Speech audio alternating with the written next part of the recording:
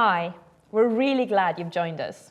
What you're watching is a program called Youth Issues, a program in which we discuss topics that are truly relevant and go really deep. Now, maybe you don't agree with us, but in order for you to be able to tell, you would have to stay with us with the rest of the program. The topic we're talking about today is a truly interesting one. It's titled The Others and the Weirdos.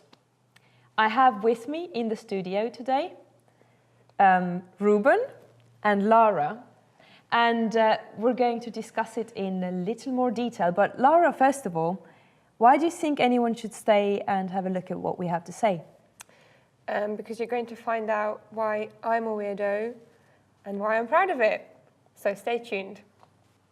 She's a weirdo, she's proud of it. Stay tuned. Actually, the truth is that we are in the studio with the same people for the third time, because this is the third program in a series that deals with issues that have to do with identity and self and all the questions about who am I. We started out with the topic on self-esteem and identity and focused on who am I in relation to myself? How do I see myself? We then moved on from that to the question, who am I in relation to those people who are like me, those people that I belong to? This was called belonging and peer pressure. And now we have actually moved on to the topic, how do we relate to those people around us who are not our people, those that we see out there, the them. Before we get to the discussion itself, we are going to have a look at what some of our friends have to say about the matter.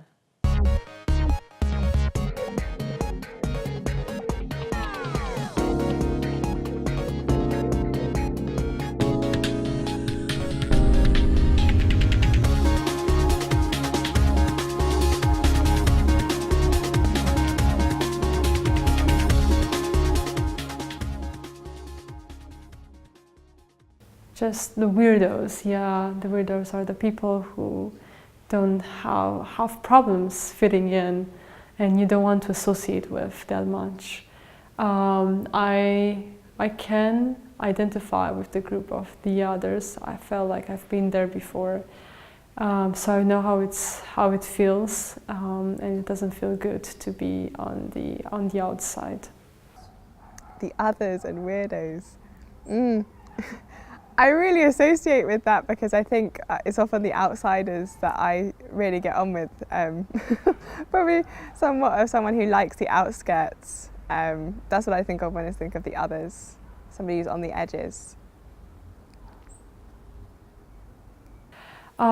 Just anybody that it's different from you. It's different from your values, that looks different than you. The word has a very negative connotation to me. It's like it's very judgmental. It's like you place people in a box and you just consider yourself to be better than them.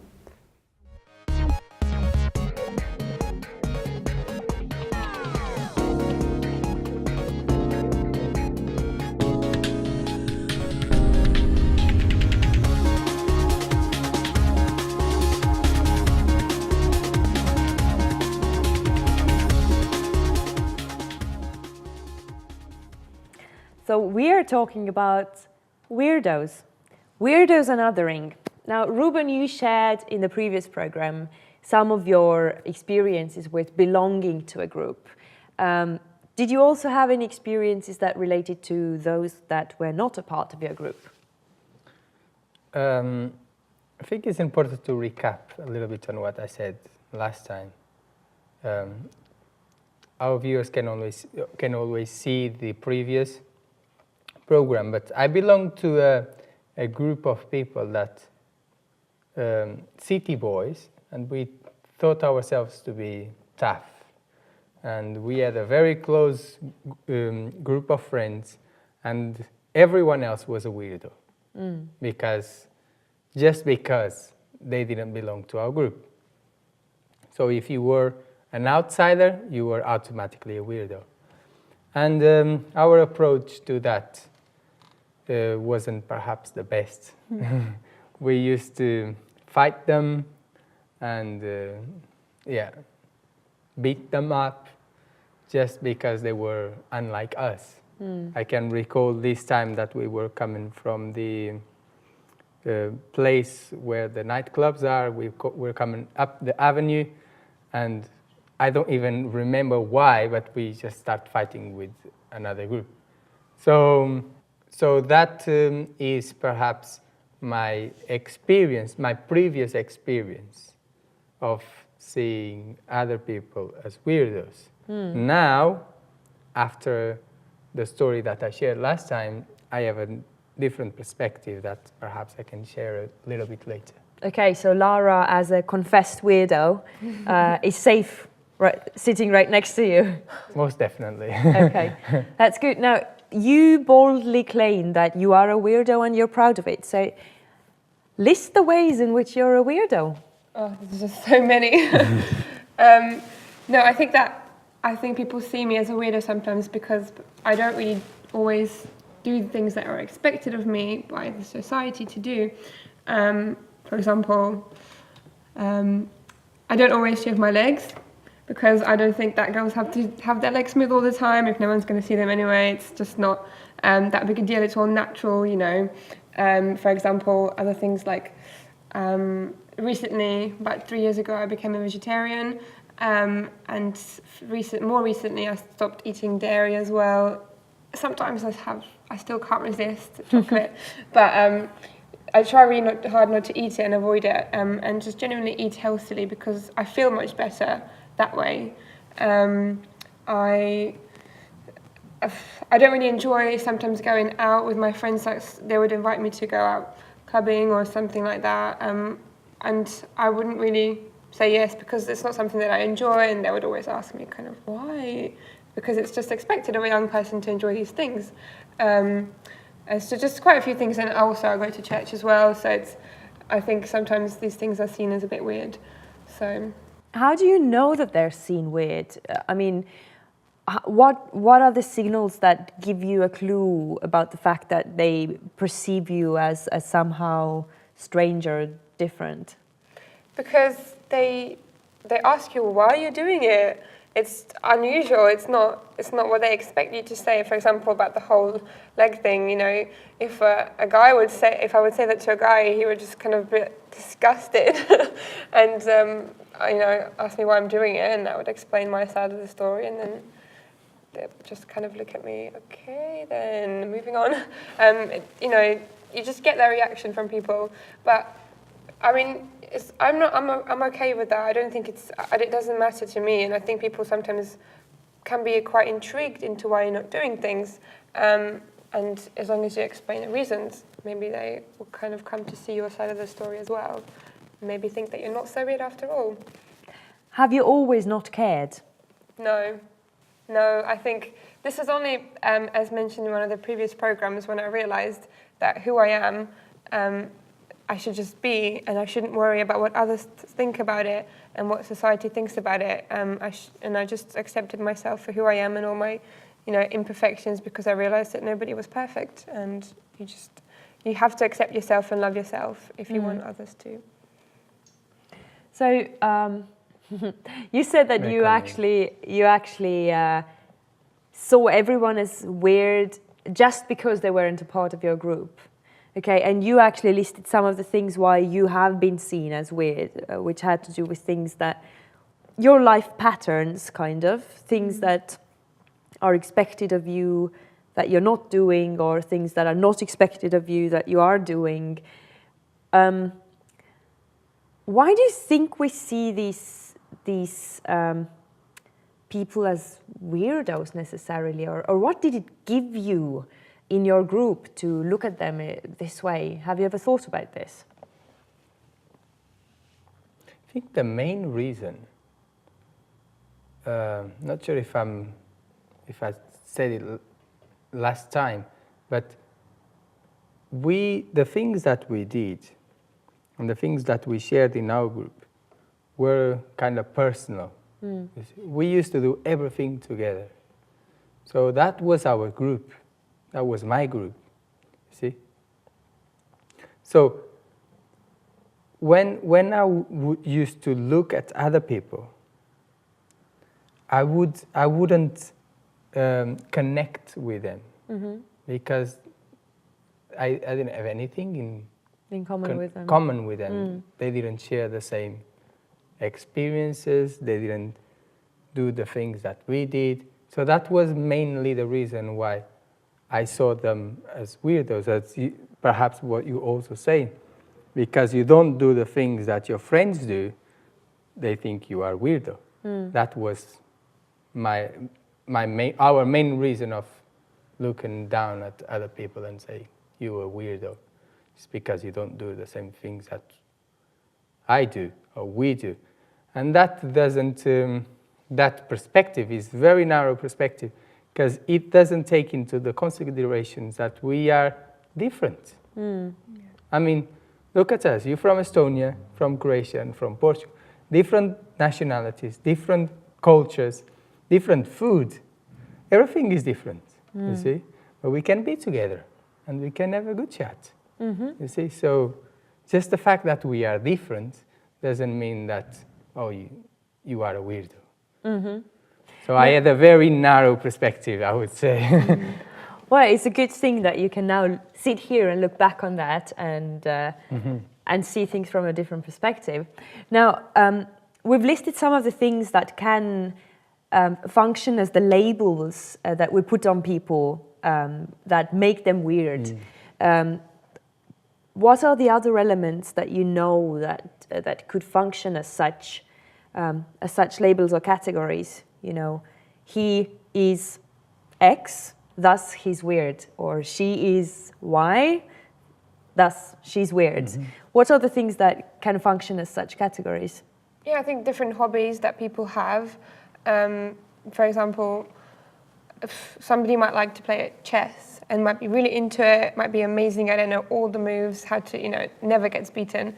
But because perhaps at a young age, and I know that I was like this, I thought chess was boring, the most boring game ever. And anyone who played it, I would just be like, why? That's just so weird. Why are you doing it? And because we have different likes and different hobbies, something that somebody else does which we don't enjoy or we find boring or uninteresting, then we'd automatically assume that they're weird just because they enjoy that one thing. But in actual fact, we may have so many aspects of our personality that is completely the same and we could actually get on and be really good friends.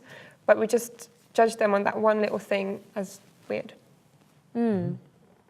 Okay, any other aspects that pop into your mind? The color issue, it's really important to point out as well. Because unfortunately, some people consider others to be weird just based on their color or race or ethnicity. So that is perhaps another label. Oh, you from Africa, so therefore you are different. You are other. See? Or you're blonde, therefore you're... How you dress, everything. Your lifestyle, as you talked a little bit on vegetarianism, the lifestyle is also important. The way you talk, he talks weird stuff, you see? So there's a lot of different labels for this weirdo. What I find fascinating about this is that weirdo, when you look it up in a dictionary, right, there's no specific description who that person is or what they are like, but it's always dependent on the context. So if you have a majority of people in a certain group doing something a certain way, then you are automatically weird if you are the single person who doesn't do it this way. And then you go to a different context and you do it like everyone else does it because people happen to do it the same way there. And then the person from that first group becomes a weird one, right? Yeah. So it's an interesting it's a dynamic notion. Have you experienced any of that in your changing the countries or being kind of like multicultural people around? Yeah, I think as different foods that we eat in Croatia, for example, one of the things that I love the most in our food is soups. We have the best, amazing vegetable soups with these little tiny little pasta things in it, and they're just delicious. But when I first moved here, I invited some friends over. My mum made this soup, and they were looking at it, thinking, "What is that? That looks so weird. I don't want to eat it." And they just kind of encouraged them to just try a bit, and they absolutely loved it. So I think that, this is an example of how you think something's weird and you label it as weird before you even got to know it, tried it yourself, and seen what it's like for yourself. And if you do that, then you might realize that it's not actually weird after all. I'm loving this discussion because what we are bringing to the table, or what you are actually bringing to my table, are experiences from two different sides, right? You come with an experience of actually seeing others as weird, and you come from an experience of being the other. So have you ever had this reversed? Have you ever been the weird one? And have you ever belonged to a group that sees, that brands somebody else or labels somebody else as they're weird? Have you experienced that side? I have. I absolutely have labeled other people as weird based on just a simple thing that they might do or how they might dress, without even getting to know them. And I think that's just what we do. We can't really stop ourselves from doing it, from labeling people and automatically assuming they're something before we even got the time to talk to them. I try not to, but you just do. It's just a part of a human. It's just a human thing. Our brain just does the trick for us. Yeah, unfortunately. Yeah. Yeah. When my life changed, the experience that I shared in the last program, I actually, for some people, became a weirdo because I no longer did clubbing, partying, drugs, and that kind of stuff.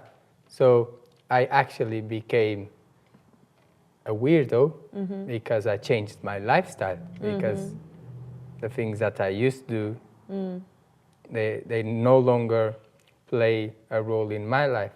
So yes, You've turned the tables. In some people's eye, I am a weirdo, you see. But again, that goes back to the very first topic on identity. Do you allow that other people viewing you as a weirdo, do you allow that to impact your life? You see? And you allow that peer pressure to make a play to change who you are. Do you find that it bothers you when other people assume you're a weirdo? No. Yeah. I don't, because I do enjoy my life. You see, I do prefer the life that I have now than the life that I used to have, because now I have a purpose and I'm useful for the society. I can do positive things for my friends, for the group of people that I am involved with, and for my family. So I'm useful. You see. So identity and self-esteem, peer pressure, and being a weirdo, it's all very connected. And I go back to what I said last time. It's up to you if you allow that To shape you. Or not. Yes. Okay.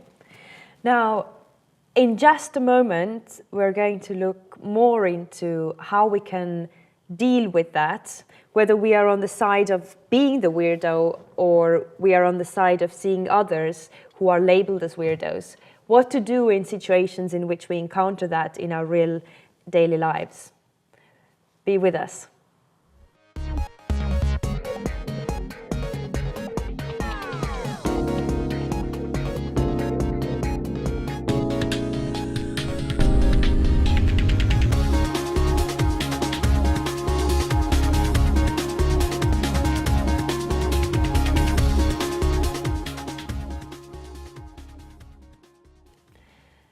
Right.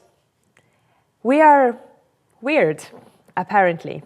Now, the question is, if we talk about the fact that if we belong to a group and we have a certain set of preferences and principles and traditions and patterns, and we see anyone who doesn't match these things as obviously different, then it seems that seeing some people as the others is a normal process of our lives. How can we make sure that we don't go overboard with it? How can we make sure that we don't abuse this normal pattern of our lives of seeing us and them? Mm-hmm.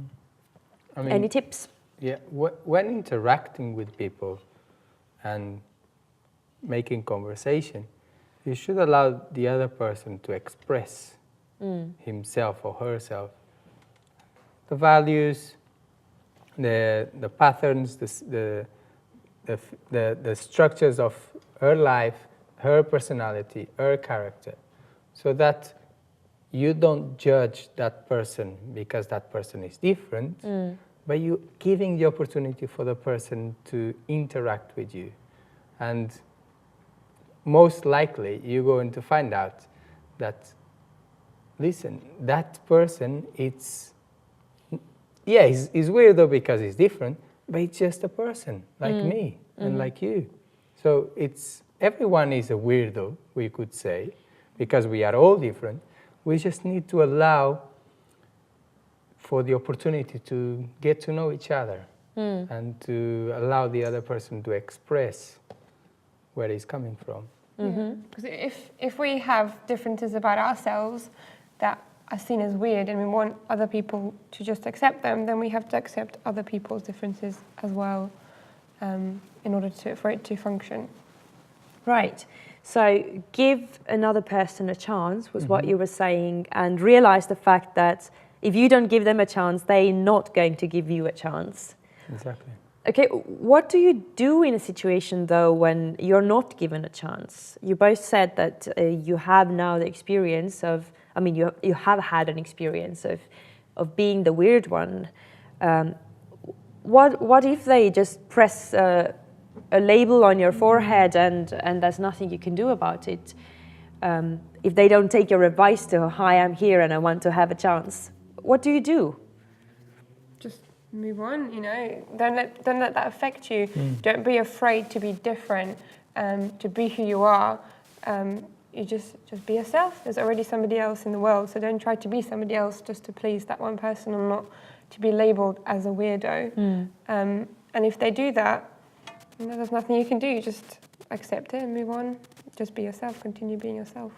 And imagine that they're actually going to miss out on the opportunity of actually getting to know you, which Exactly. is... And see how amazing you actually are. Yeah, which is totally their loss, right? Okay, any other tips for those situations?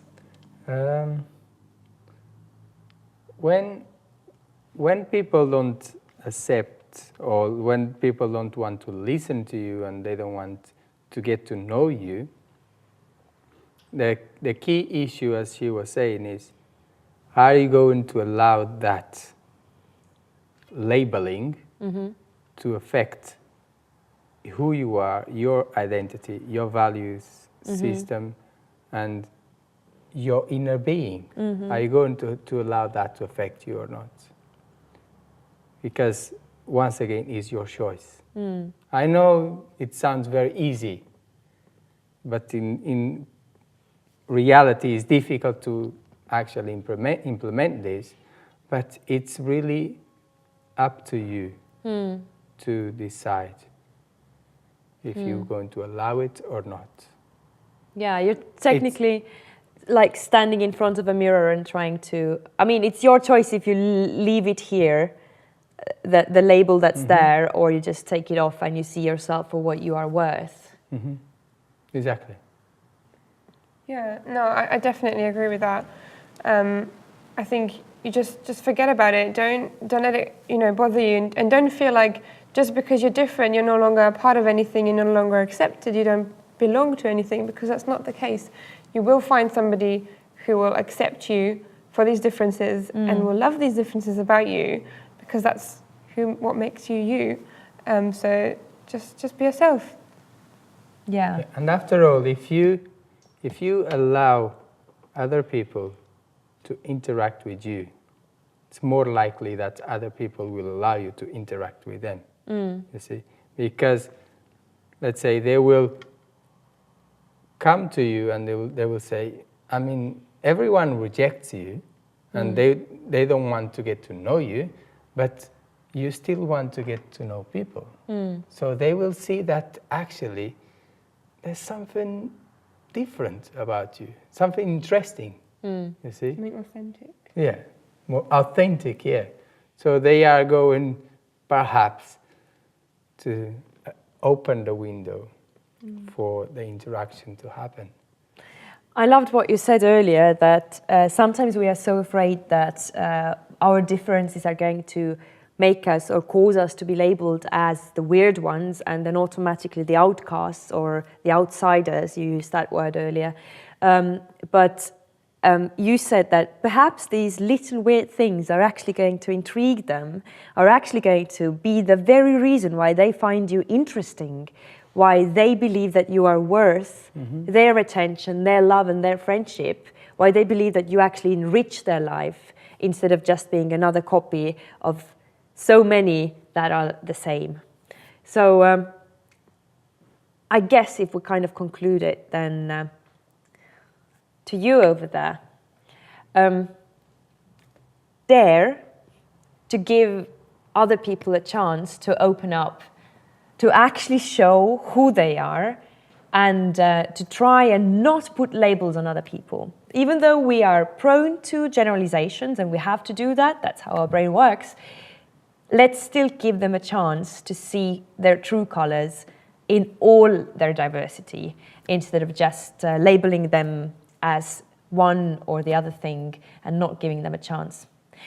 Or if you're in a position in which somebody is trying really hard to put labels on you, it's your choice to actually turn that to your advantage and make that the one thing that intrigues the others, the ones who are ready to embrace you. Let us know about what you think about the matter. Let us know about your experiences with the topic. Have you ever been weird? Have you ever felt like somebody else is so weird that you really can't connect with them? Write to us at info@lifeconnect.info. We'd be glad to hear from you. Thank you for staying with us.